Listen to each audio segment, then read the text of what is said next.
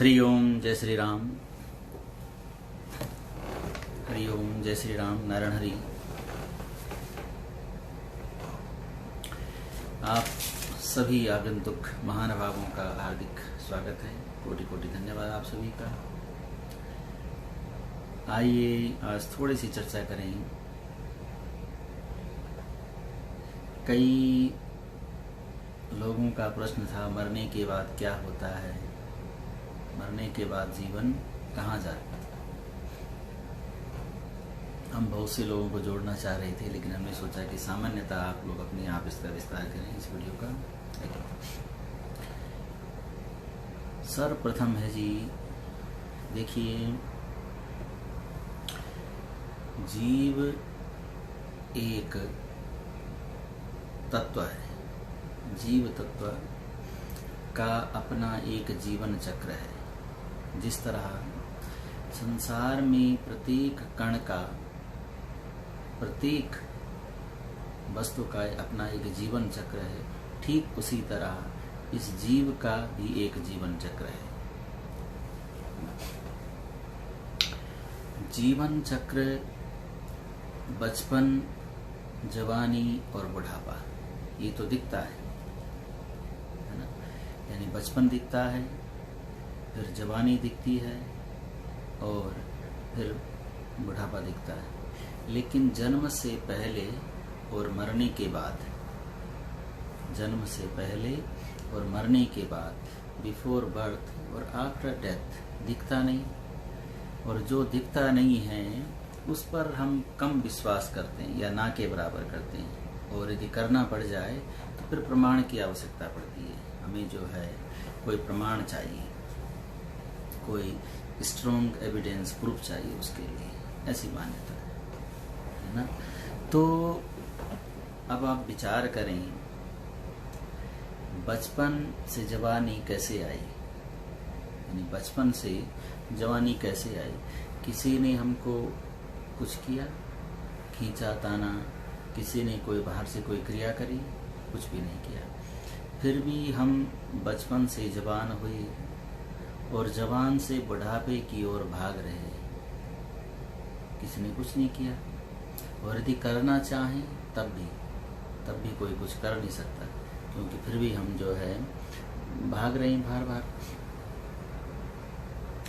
तो अब अभिप्राय ये हुआ कि जब हमको किसी ने कुछ किया नहीं, फिर भी परिवर्तन हो रहा है, तो ये परिवर्तन तो हमें दिख रहा है। ये जो चेंजिंग है ये दिख रहा है, लेकिन पहले का दिखता नहीं, इसलिए मानते नहीं। आजकल की वैज्ञानिक भाषा में यदि बात करें तो सेल्स आर बर्न हो रहे हैं ना, सेल्स।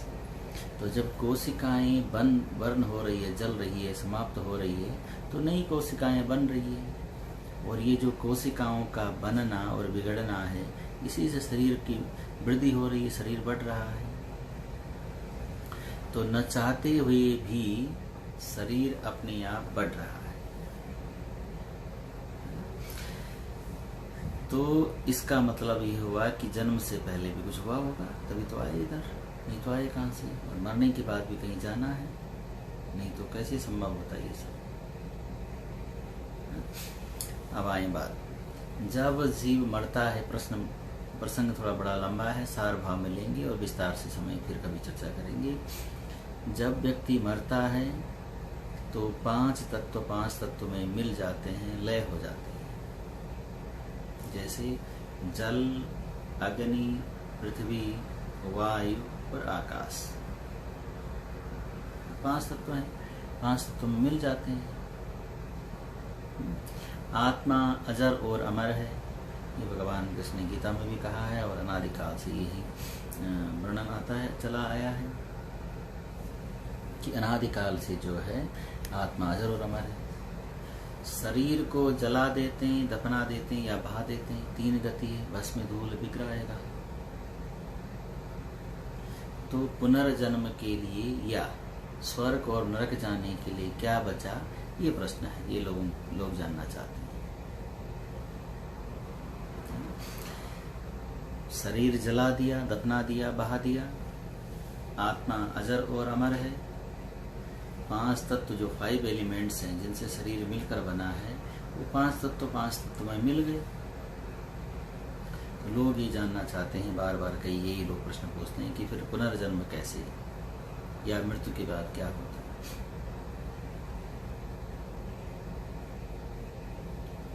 दूसरा, भगवान कृष्ण ने गीता में कहा है कि आत्मा को कोई भी अस्त्र शस्त्र काट नहीं सकता, पानी इसको गीला नहीं कर सकता, नैनम छिंदन शस्त्राणी नैनम दहत्वा, आग जला नहीं सकती, हवा उड़ा नहीं सकती। ये भी बहुत बड़ा प्रश्न है साइंस के लिए, बहुत बड़ी चुनौती है। संसार में परमाणु बम, एटॉमिक बम सब कुछ समाप्त कर सकता है, एवरीथिंग वो डिस्ट्रॉय कर सकता है परमाणु बम। लेकिन भगवान ने कहा कि आत्मा को जो है वो समाप्त कर ही नहीं सकता। तो ऐसी कौन सी वस्तु है, ऐसा कौन सा तत्व है जिसको अस्त्र काट नहीं, यानी कोई अस्त्र उसको समाप्त कर ही नहीं सकता। आग जो है हर चीज को जला सकती है, टेम्परेचर है। छोटी चीज जलाएंगे तो टेम्परेचर हल्का होगा, हाई टेम्परेचर देंगे तो लोहा पिघल जाएगा, कितना मोटा लोहा क्यों ना हो। टेम्परेचर अधिक बढ़ाने पर हर चीज पिघल जाएगी। भगवान ने कहा कि आत्मा को कोई आग जला नहीं सकती। पानी हर चीज को गीला कर सकता है, हवा हर चीज को उड़ा सकती है। पर भगवान ने कहा कि पानी गीला नहीं कर सकता, हवा उड़ा नहीं सकती, आग जला नहीं सकती, अस्त्र उसको कोई काट नहीं सकता। किसी भी अस्त्र शस्त्र से वो कटेगा नहीं। ये भी प्रश्न है, बड़ा स्वाभाविक प्रश्न भी है। और भी बहुत सारे प्रश्न हैं, लेकिन थोड़ा सार भाव में लेंगे। अब आप विचार करें मरने के बाद पर क्या होता है। सर्वप्रथम इस पर चर्चा करेंगे, जिसमें लोगों की बहुत आकांक्षा है कि मरने के बाद क्या होता है। देखिए, जब पहले गरुड़ पुराण की बात है, पुराणों के आधार पर व्यक्ति जब मरता है तो 11वें दिन उसको नया शरीर मिलता है ना, हस्त प्रमाण का शरीर। 12वें दिन उस शरीर को पूर्णतः तैयार किया जाता है, उसके अंदर उस जीव की आत्मा को प्रवेश कराया जाता है, उसकी पीठ पर जो कर्म उसने किए हैं उन कर्मों का बोझ लादा जाता है, और 13वें दिन वो यात्रा प्रारंभ करता है ना, और यमालय की ओर चल पड़ता है। 18वें दिन वहां पहुंचता है। फिर जो क्रिया इत्यादि की जाती है, उस क्रिया के बाद 10 गात्र क्रिया के बाद, थोड़ा लंबा विषय है, 10 गात्र क्रिया के बाद मिलता है। उसके बाद 1 मास मासिक श्राद्ध होता है, फिर दूसरा मासिक, तीसरा। तो इस तरह से यात्रा जीव प्रारंभ करता है। और साल भर बाद जो है विष्णु भगवान की पार्षद और यमराज के पार्षद डिसाइड करते हैं कि इसको कौन सी योनि मिलनी चाहिए। यमालय के नगर में जाने के लिए 4 प्रमुख मार्ग हैं, यानी 13 दिन के बाद जो यात्रा प्रारंभ होती है उसके लिए 4 प्रमुख मार्ग हैं, पूरब, पश्चिम, उत्तर, दक्षिण। पूरब, पश्चिम, उत्तर, दक्षिण। जो दक्षिण का मार्ग है वो केवल दुष्टों के लिए बनाया गया है, बाकी मार्ग में कर्म के आधार पर बताया गया कि कौन से मार्ग से किसको भेजना है। और दक्षिण के मार्ग में रौरव इत्यादि जो नरक हैं उनका वर्णन है, बेतरणी इत्यादि का वर्णन है। तो उस हस्त प्रमाण के शरीर को यात्रा प्रारंभ की जाती है दक्षिण के मार्ग से या फिर उन अन्य मार्गों से कर्म के आधार पर, और फिर साल भर बाद डिसाइड करते हैं कि उसको कौन सी योनि मिलनी है। बहुत ज्यादा पाप किया है तो कीड़े गंदगी का कीड़ा बनना पड़ेगा, थोड़ा पाप कम रह गया है तो ऊपर की योनि मिलेगी। इस तरह से जलचर, थलचर, नभचर, नाना इत्यादि योनि में जाना पड़ेगा, पेड़ पौधे भी बनना पड़ेगा। यानी कर्म के आधार पर जितना पाप बचा हुआ है उस आधार पर जो है जाना पड़ेगा। ये तो गरुड़ पुराण कहता है। अब जब उसको दूसरा शरीर मिल गया ये भी गरुड़ पुराण का वाक्य है। लेकिन लोग जानना चाहते हैं कि दूसरा स्वर्ग और नरक जाने के लिए बचा क्या है ना। 3 प्रकार के शरीर हैं। एक है भौतिक शरीर, एक है सूक्ष्म शरीर, एक है कारण शरीर। सार भाव में समझने का प्रयास करते हैं। तो जो जीव की आत्मा है, जीव आत्मा इंडिविजुअल साल जो है, उसी के द्वारा सारा का सारा कर्म भोग भुगतना पड़ेगा। सारा कर्म भोग उसी को भुगतना है। 10 दिन के भीतर जो पिंड दान दिया जाता है 10 गात्र में, उस पिंड से नया शरीर बनता है, उसके अंदर उस जीव आत्मा को प्रवेश कराया जाता है और फिर जाके वो अपनी यात्रा प्रारंभ करना है। तो स्वर्ग और नरक जाने के लिए जो बचा है वो है जीव आत्मा। कैसे मानेंगे कैसे जीव आत्मा? देखो, प्राण शरीर के अंदर है, यानी वो जीव आत्मा शरीर के अंदर है प्राण, लेकिन किसी को दिखता नहीं। आज तक किसी ने जीव आत्मा को देखा नहीं। लेकिन आज तक कोई ऐसा भी नहीं कह सकता कि प्राण नहीं है। कोई ऐसा मानता कि जीवित आदमी के अंदर प्राण नहीं है? ऐसा कोई नहीं मानेगा। प्राण है पर दिखता नहीं, मानना पड़ेगा। तो वही जीव आत्मा, आत्म ज्योति, जो आप उसको नाम देना चाहें, वो निकलकर दूसरा शरीर धारण करता है और आगे की यात्रा करता है। स्वर्ग और नरक जाने के लिए जो बचा उसका नाम है जीवात्मा। यदि आत्मा नहीं मरी, आत्मा अजर और अमर है, आत्मा कभी नहीं मरती, क्योंकि आत्मा जो है वो परमात्मा का स्वरूप है। तो आत्मा तो कभी नहीं मरती। तो भगवान ने कहा भी इसका कोई नाश नहीं कर सकता। तो आत्मा का कोई नाश कर नहीं सकता। क्यों नहीं कर सकता? ये भी प्रश्न बड़ा है। सार भाव में ये भी समझें। ये 5 तत्व जो हैं, 5 तत्व में मिल जाने पर उनकी शक्ति बढ़ा देते हैं। जैसे आग में आग मिली तो आग बहुत ज़्यादा प्रचंड हो गई, आग बुझी नहीं, आग ज़्यादा हुई। इसी तरह पानी में पानी मिला तो पानी आगे बढ़ा, ज़्यादा पानी हुआ। हवा में हवा मिली, यानी वो तत्व उस तत्व को समाप्त करने की बजाय उसको ताकत देते हैं, है ना। इसीलिए वो आगे बढ़ जाता है, उसकी पावर ज़्यादा बढ़ जाती है। तो इसीलिए वो आत्मा को कोई को समाप्त कर नहीं सकता, क्योंकि वो समाप्त जो चीज़ करने वाली जो साधन है संसार में, उन्हीं से तो मिलकर बना है। इसलिए उसको समाप्त कोई कर नहीं सकता। स्वर्ग और नरक क्या है, कैसे निश्चय करें? देखो, कुछ बातों को तो मानना पड़ेगा, आधार मानकर ही आगे बढ़ना पड़ेगा। यदि आधार नहीं मानेंगे तो किसी भी गंतव्य स्थान तक पहुंच नहीं पाएंगे।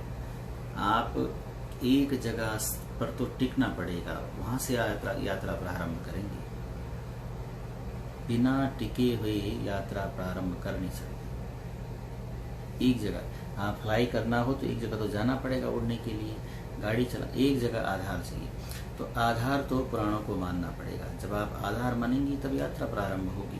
तो पुराणों पर जो लिखा है उसको बिलीव करना पड़ेगा।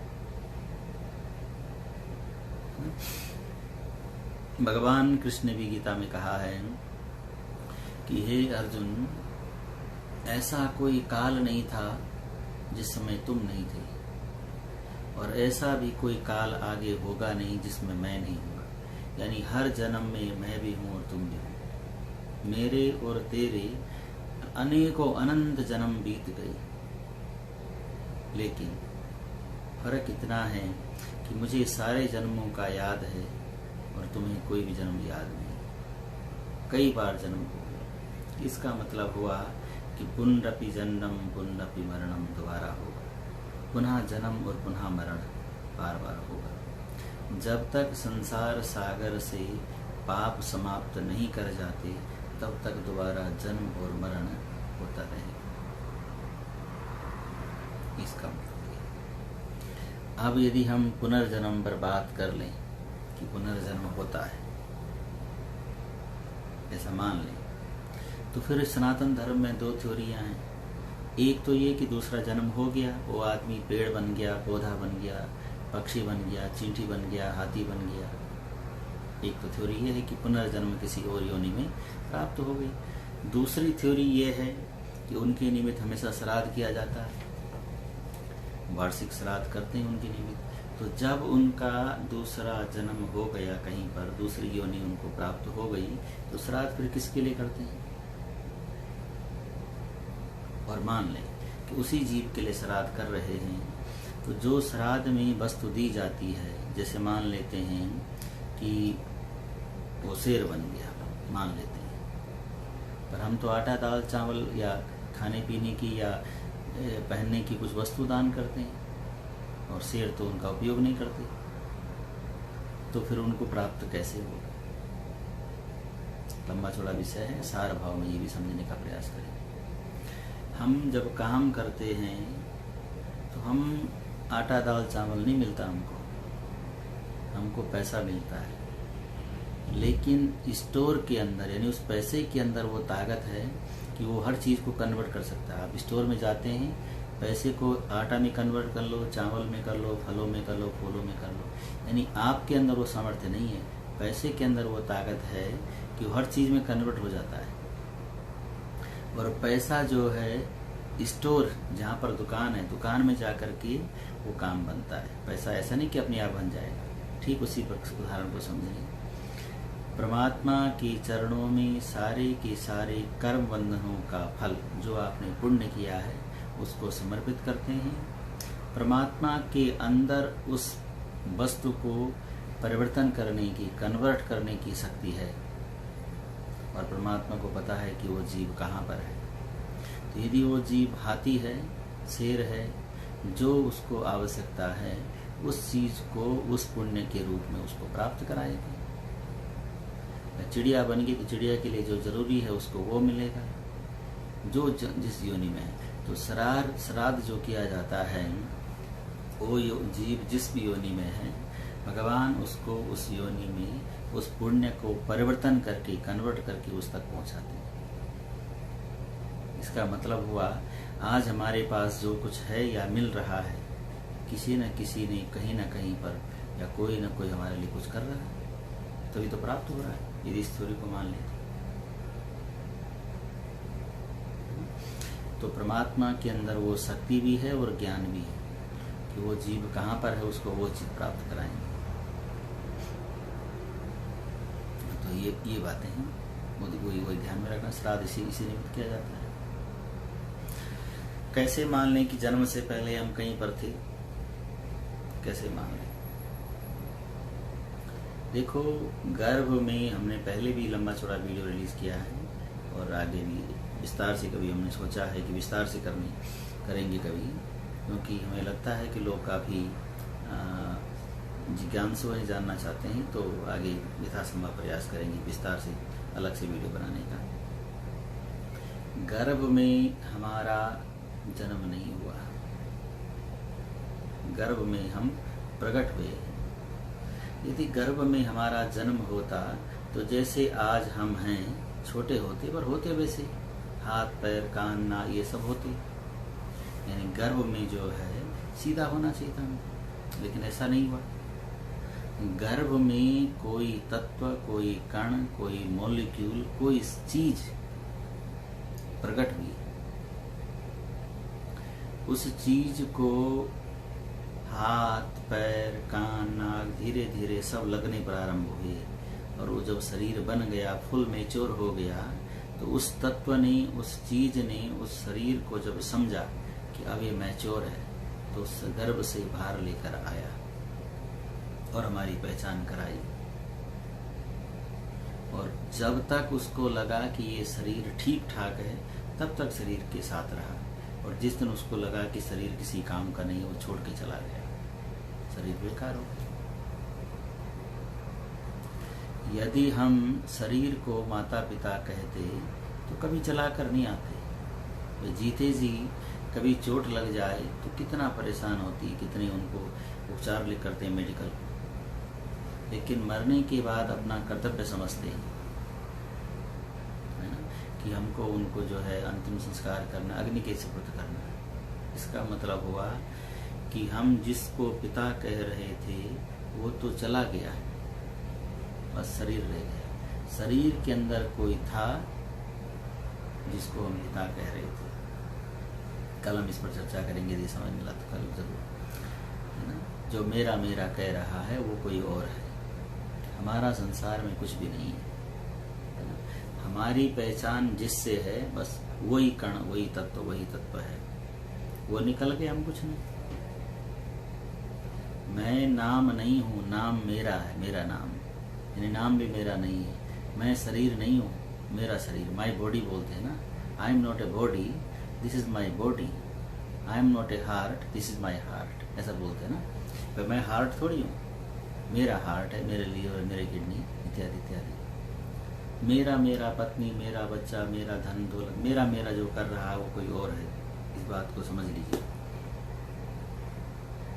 मैं नहीं हूँ, मैं धन नहीं हूँ, पैसा नहीं हूँ। माई मनी है, माई अकाउंट है, माई नाम भी मेरा नहीं है, शरीर भी मेरा नहीं है, मेरा कुछ है ही नहीं। मालिक कोई और है, बस जो मालिक है बस वही, उसी से हमारी पहचान है। जिस दिन वो मालिक इस छोड़ के चला जाएगा, हमारे अस्तित्व खत्म। तो ये तो व्हाट हैपन आफ्टर डेथ, ये लोगों ने पूछा था। आफ्टर डेथ के बाद दूसरा जन्म मिलेगा, कर्मों के आधार पर हमें जन्म मिलेगा, और तब तक मिलता रहेगा जब तक हमारे सारे कर्म भोग समाप्त नहीं हो जाते। 84 लाख योनियों का प्रावधान है, जिसके बाद ये शरीर मिला है, और दोबारा मिले न मिले कुछ पता नहीं। वैज्ञानिक आधार, पौराणिक आधार और बहुत सारे आधारों को बहुत ज़्यादा गहराई में न जाते हुए सार भाव में केवल इतना समझें कि जिस तरह शरीर बचपन से जवानी, जवानी से बुढ़ापा की ओर भाग रहा है, ठीक उसी तरह जन्म से पहले और मृत्यु के बाद भी उसी तरह का परिवर्तन चल रहा है। हमारा गर्भ में प्राकट्य हुआ है, हमारा गर्भ में जन्म नहीं हुआ है। गर्भ में जब हमारा जन्म हुआ, गर्भ में जब हमारा जन्म हुआ, प्राकट्य हुआ गर्भ में, तब हमारा बाहर आना हुआ। तो गर्भ में हमारा जन्म नहीं हुआ। हमने पहले भी चर्चा की है, जो X Y, X X Y या वाई वाई एक्स, जो ग्रेकर जॉन मेंडल का जो फॉर्मूला है, वाई और एक्स को मिलाने की पावर किसने दी? कौन सा ऐसा, what was the actual thing between them, how they, वो आपस में क्या, वो वास्तविक तत्व क्या था बीच में जिसने एक्स और वाई को मिलाया, है ना। और वो power, how they can create us, कोई कण उन्होंने कैसे बनाया। It means something was there पहले से। तो गर्भ में कोई चीज थी, या गर्भ में कोई चीज प्रकट हुई जिसने एक्स वाई को मिलाया और जीवन को बनाना प्रारंभ किया, है ना। तो गर्भ में हमारा प्राकट्य हुआ है, गर्भ में हमारा जन्म नहीं हुआ है। तो हम अनादिकाल से थे, अनादिकाल तक रहेंगे, है ना। लाखों करोड़ों जन्म, बिलियन बिलियन ईयर्स से हमारी यात्रा है, और आगे भी चलती रहेगी। तो बस यही केवल निवेदन है कि मानव जीवन में जो है, जो कुछ कर सकते हैं वो कर लो। आगे सभी परतंत्र योनियां हैं, स्वतंत्र योनियां कोई है नहीं। तो इसी जीवन में सब कुछ करना है। आत्मकल्याण के लिए जो मार्ग है वो करें। बस इसी आशा और विश्वास के साथ जय श्री सीताराम। फिर आपसे मुलाकात होगी, और जाते जाते हमेशा की तरह ये जरूर कहेंगे, प्राणी मात्र पर दया करें, जीव मात्र पर दया करें, बेजुबान जानवरों पर विशेष दया करें। संसार में जिनका कोई नहीं है उनका हमदर्द बनने का प्रयास करें, उनके सहायक बने। जितने संसार में बेजुबान जानवर हैं, पशु पक्षी, कोई भी जंतु हो, उसको प्यार की दृष्टि से देखें, उस पर प्यार न्योछावर करें। जिनको प्यार करने वाला कोई नहीं है उनको प्यार करने वाला बने। बहुत से लोगों को बहुत से प्यार करने वाले लोग हैं, लेकिन कुछ संसार में ऐसे प्राणी हैं, ऐसे जंतु हैं, ऐसे कीट पतंग हैं, ऐसे पशु पक्षी हैं जिनका कोई आश्रय नहीं, कोई सहारा नहीं। है ना, कितने बेजुबान जानवर हैं, उन जानवरों पर दया करने का प्रयास करें। और हमेशा याद रखें, किसी भावनात्मक जंतु को परेशान करना आपका एक जीवन व्यर्थ करा सकता है। अपने मानव जीवन में किसी भी, जिस जंतु के अंदर भावना है, इमोशन है, उन जंतुओं को परेशान न करें। आगे आप समझदार हैं। उन जंतुओं के साथ खिलवाड़ बिल्कुल न करें। अपने भोजन और अपने भजन पर विशेष नियंत्रण रखें। अभी चूक गए तो जीवन व्यर्थ, बाद में पछताना होगा। अभी जो स्वर्ग नरक की बात है, उसमें बैतरणी नदी जो आती है, उस नदी का हाल यदि आप पढ़ेंगे तो रूह कांप जाएगी। और ये केवल मनगढ़ंत कथा नहीं है, बोध तब होता है जब बीतती है ना। कफ बात पित्ते लिखा है, कंठा रुक जाता कफ बात पित्ते। जब कंठ घुर घुर करने लगता है, आवाज निकलती नहीं, तब आदमी को चेतना आती कि मुझे कुछ करना था, लेकिन वो कुछ कर नहीं पाता। समय बीत जाता है और कुछ कर नहीं पाता। इसलिए पहले से ही प्रयासरत रहें, पहले से ही कोशिश करें, इस मानव जीवन को सार्थक बनाने का प्रयास करें। हमेशा आध्यात्मिक जीवन और व्यावहारिक जीवन पूर्णतः से जिए। व्यावहारिक जीवन समाज के लिए, लेकिन आध्यात्मिक जीवन अपने लिए जरूर जिए, जिसमें अपने आत्म कल्याण का मार्ग ढूंढते रहे। अधिकांशतः लोग दुखी होने का रास्ता ढूंढते हैं कि दुखी कैसे हों। जो नहीं है उन बातों को सोचते हैं, जो नहीं कर पा रहे हैं उनके बारे में सोचते रहते हैं, जो हमको नहीं मिल रहा है उनके लिए सोचते रहते हैं, जो हम चाहते हैं और प्राप्त नहीं हो पा रहा है उसके, यानी दुखी होने के कारण ढूंढते ढूंढते दुखी हो जाते हैं, डिप्रेस हो जाते हैं। वो भी जरूरी है जीवन में, लेकिन खुशी होने का, प्रसन्नता ढूंढने का प्रयास करें। वस्तु में, काम में, जनों में, लोगों में प्रसन्नता ढूंढने का प्रयास करें, खुशी ढूंढने का प्रयास करें। जिन बातों से हमें सुखी प्रसन्नता होती हो, सुखी हम जीवन महसूस करते हों, ऐसी बातों को ढूंढने का प्रयास करें।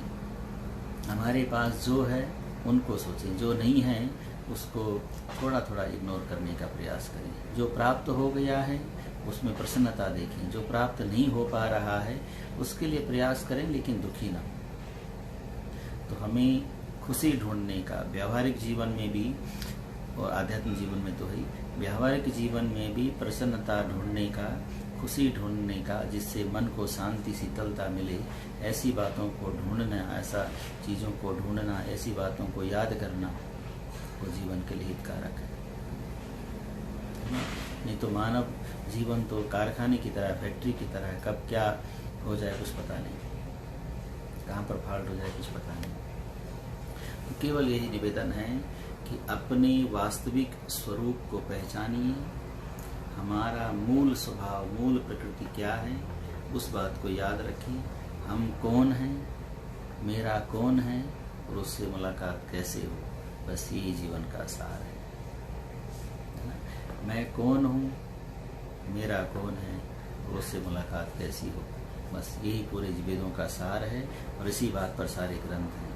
तो अपनी वास्तविक स्वरूप को पहचानना और हमेशा याद रखना, ये हमारा परम दायित्व, परम कर्तव्य है। उससे मुलाकात कैसे हो, इसके लिए अनवरत प्रयासरत रहना, ये भी हमारा परम दायित्व है, परम कर्तव्य है।